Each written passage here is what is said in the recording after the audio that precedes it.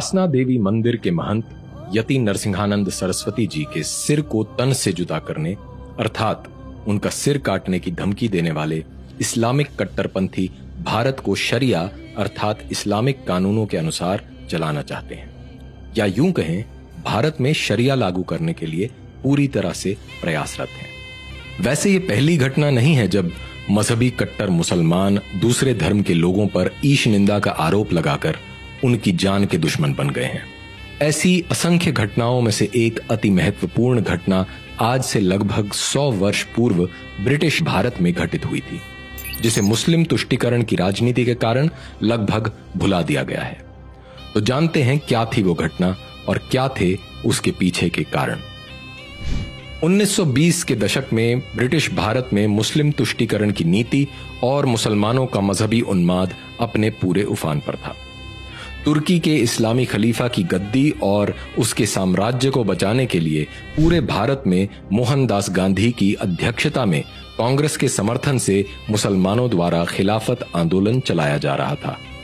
पूरे भारत में धर्मांतरण, क्रूरता और वहशीपन की घटनाएं अपने चरम पर थीं। हिंदू धर्म और हिंदुओं को अपमानित करने के उद्देश्य से कट्टरपंथी मुसलमानों ने सीता का छिनाला नाम से एक पैम्फलेट प्रकाशित किया, जिसमें माता सीता को एक वैश्या के रूप में वर्णित किया गया था। सन 1923 में मुसलमानों की ओर से 2 और पुस्तकें 19वीं सदी का लंपट महर्षि और कृष्ण तेरी गीता जलानी पड़ेगी प्रकाशित हुई थी। पहली पुस्तक में आर्य समाज के संस्थापक स्वामी दयानंद सरस्वती के लिए आपत्तिजनक एवं घिनौने शब्दों का प्रयोग किया गया था, जबकि दूसरी पुस्तक में श्री कृष्ण के पावन चरित्र पर कीचड़ उछाला गया था। मुसलमानों द्वारा दिन प्रतिदिन हिंदू धर्म, देवी देवताओं और हिंदू महापुरुषों के विषय में आपत्तिजनक बातें लिखना और बोलना एक आम बात हो गई थी। हिंदू विद्वानों को लगा यदि इन घृणित कार्यों का उत्तर नहीं दिया गया तो इससे मुसलमानों का साहस और अधिक बढ़ेगा और हिंदुओं का मनोबल गिरेगा। इसी उद्देश्य से इन पुस्तकों के प्रत्युत्तर में पंजाब में महाशय राजपाल ने सन 1924 में रंगीला रसूल नाम की एक पुस्तक प्रकाशित की थी। इस पुस्तक में इस्लाम के संस्थापक मुहम्मद के विवाह एवं गृहस्थ जीवन का व्यंग्यात्मक शैली में लेकिन प्रमाणों और पूरी सत्यता के साथ वर्णन किया गया था। लंबे समय से हिंदू धर्म के बारे में झूठी एवं उत्तेजक सामग्री प्रकाशित करने वाले मुसलमानों में रंगीला रसूल के प्रकाशन से खलबली मच गई। मुसलमानों ने महाशय राजपाल के खिलाफ आंदोलन छेड़ दिया। महाशय राजपाल पर इस पुस्तक के प्रकाशन पर रोक लगाने और इसके लेखक का नाम बताने के लिए दबाव डाला जाने लगा। मुसलमानों द्वारा महाशय राजपाल को धमकी भरे पत्र भेजे जाने लगे। मस्जिदों से इनके खिलाफ भड़काऊ ऐलान होने लगे और फतवे निकाले जाने लगे। मोहनदास गांधी ने भी अपनी मुस्लिम परस्त नीति के तहत यंग इंडिया में महाशय राजपाल के खिलाफ बड़ा भड़काऊ लेख लिखा। गांधी ने कहा, एक तुच्छ पुस्तक विक्रेता ने कुछ पैसे बनाने के लिए इस्लाम के पैगंबर का अपमान किया है। इस प्रकार की पुस्तक लिखने वालों को मुसलमानों द्वारा स्वयं सजा दी जानी चाहिए। कांग्रेस अध्यक्ष रह चुके मौलाना मोहम्मद अली ने दिल्ली की जामा मस्जिद में एक विशाल सभा को संबोधित करते हुए घोषणा की कि काफिर राजपाल को बख्शा नहीं जाएगा और मुसलमानों को रसूल के लिए जिहाद करना चाहिए। पंजाब सरकार ने भारतीय दंड संहिता की धारा 153A के तहत महाशय राजपाल के खिलाफ तो मामला दर्ज करने का आदेश दे दिया, किंतु हिंदुओं के खिलाफ पुस्तकें प्रकाशित करने वाले मुसलमान अली कासिम के खिलाफ कोई कार्यवाही नहीं की। इसी मजहबी तुष्टीकरण नीति के तहत ही 1927 में भारतीय दंड संहिता अर्थात इंडियन पीनल कोड में सेक्शन 295A जोड़ दिया गया, जिसका उपयोग आज भी कट्टरपंथी मजहबी समुदायों के द्वारा लोगों की आवाज दबाने के लिए समय समय पर किया जाता रहता है। महाशय राजपाल पर यह केस 5 वर्ष तक चला और अंततः हाईकोर्ट में उनकी बेगुनाही साबित हुई। मोहनदास गांधी ने अप्रत्यक्ष रूप से मुसलमानों के मजहबी उन्माद को भड़काते हुए 3 अगस्त 1924 को यंग इंडिया के अपने आर्टिकल में लिखा था, जब किसी व्यक्ति को अदालत से इंसाफ न मिले तो उसे अपने आप इंसाफ करने का प्रयत्न करना चाहिए। इस बीच मुसलमानों द्वारा 3 बार महाशय राजपाल की हत्या करने का प्रयत्न किया गया था। पहला प्रयास 26 सितंबर 1927 को खुदा बख्श ने, दूसरा प्रयास 8 अक्टूबर को अब्दुल अजीज ने किया था। महाशय राजपाल पर तीसरा हमला 1.5 वर्ष बाद 6 अप्रैल 1929 को इल्मुद्दीन नामक मुसलमान ने किया था, जो जानलेवा साबित हुआ। इल्मुद्दीन ने महाशय राजपाल की छाती में छुरा घोंपकर बड़ी बेरहमी से उनकी हत्या कर दी थी। मुसलमानों ने हिंदू हत्यारे इल्मुद्दीन को गाजी की उपाधि दी।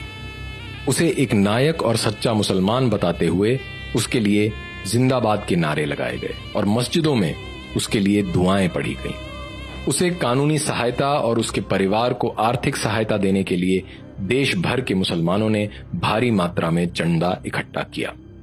इल्मुद्दीन पर महाशय राजपाल की हत्या का केस चला और उसे फांसी की सजा सुनाई गई। मोहनदास गांधी द्वारा कैद आजम कहे जाने वाले मोहम्मद अली जिन्ना ने कोर्ट में इल्मुद्दीन की पैरवी की थी। 31 अक्टूबर 1929 को इल्मुद्दीन को फांसी दे दी गई। उसके जनाजे में 6 लाख मुसलमान इकट्ठा हुए।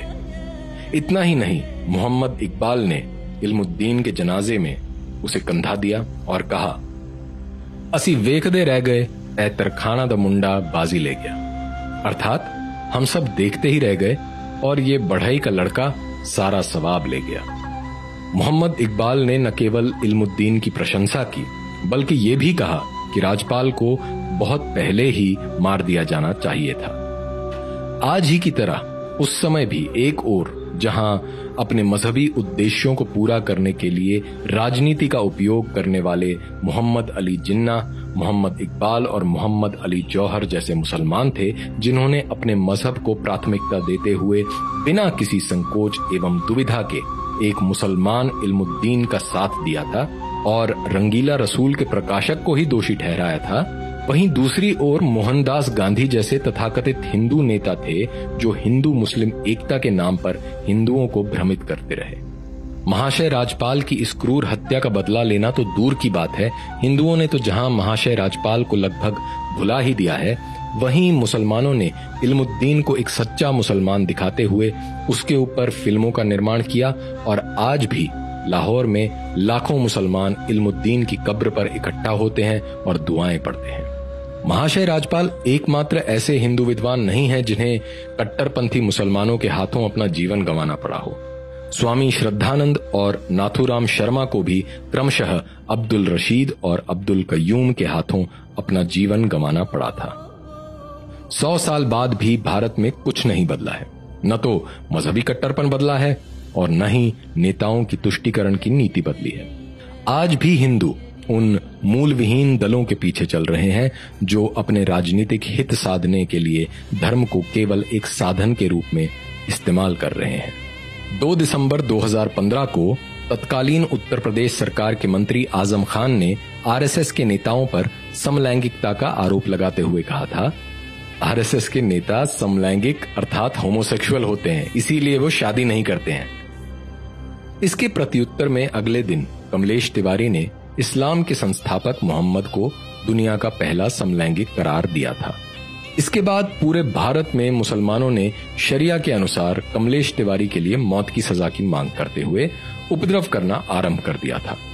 अगले ही दिन उत्तर प्रदेश सरकार ने कमलेश तिवारी को NSA अर्थात राष्ट्रीय सुरक्षा कानून के तहत गिरफ्तार कर लिया। कमलेश तिवारी पर IPC की धारा 153A और 295A के तहत केस चलाया गया और उन्हें कई महीने जेल में रहना पड़ा। अखिल भारत हिंदू महासभा ने पहले ही यह स्पष्ट कर दिया था कि कमलेश तिवारी हिंदू महासभा के एक साधारण कार्यकर्ता हैं और उन्होंने जो कहा है वो उनके निजी विचार हैं, वह हिंदू महासभा का विचार नहीं है। लेकिन संविधान और शरिया का अपनी सुविधा अनुसार उपयोग करने वाले मुसलमान इतने से संतुष्ट नहीं थे। 18 अक्टूबर 2019 को फरीदुद्दीन शेख और अशफाक शेख नामक 2 मुसलमानों ने कमलेश तिवारी की हत्या कर दी। की कसम, हम लोग जो ताकत रखते हैं, जब चाहेंगे जिस मंच पर चाहेंगे, जिस मैदान में चाहेंगे तेरी जुबान को खींच लेंगे। इन मुसलमानों ने कमलेश तिवारी के शरीर में 15 बार छुरा घोंपा, गोली मारी और गला काट दिया। कमलेश तिवारी की इस जघन्य हत्या के बाद भी कोई प्रभावी कदम उठाने की बजाय तथाकथित हिंदूवादी संगठन केवल राजनीतिक बयानबाजी करते रहे। कमलेश तिवारी की इस प्रकार हत्या कोई साधारण हत्या का मामला नहीं था। असल में ये कट्टरपंथी मुसलमानों द्वारा सभी गैर इस्लामिक लोगों को दिया गया एक संदेश था। आज भी आए दिन पूरी दुनिया से इस प्रकार की घटनाएं सामने आती रहती हैं, जिनमें बिना किसी भय के हिंदू देवी देवताओं के बारे में उल्टी सीधी टिप्पणियां की जाती हैं। ऐसी टिप्पणियां करने वालों में इतना साहस इसलिए आता है क्योंकि उन्हें लगता है कि हिंदू समाज और हिंदू उनके विरुद्ध कोई प्रभावी कार्यवाही नहीं करेगा। अगर हिंदू समाज इतिहास से न सीखते हुए अब भी अपने धर्म की रक्षा का उत्तरदायित्व अपने ऊपर न लेकर राजनीतिक दलों और नेताओं की ओर देखता है, तो हिंदू सभ्यता को इसके भयंकर परिणाम भुगतने पड़ेंगे। अपने सुरक्षित एवं सुखद भविष्य के लिए प्रत्येक हिंदू को स्वयं को धर्मरक्षक मानना चाहिए और धर्म रक्षा को अपनी सर्वोच्च प्राथमिकता देनी चाहिए। पुनर्जन्म में विश्वास रखने वाले हिंदुओं को बिना किसी भय के एवं पूरी शक्ति से स्वयं अपने धर्म की रक्षा के लिए उठ खड़े हो जाना चाहिए।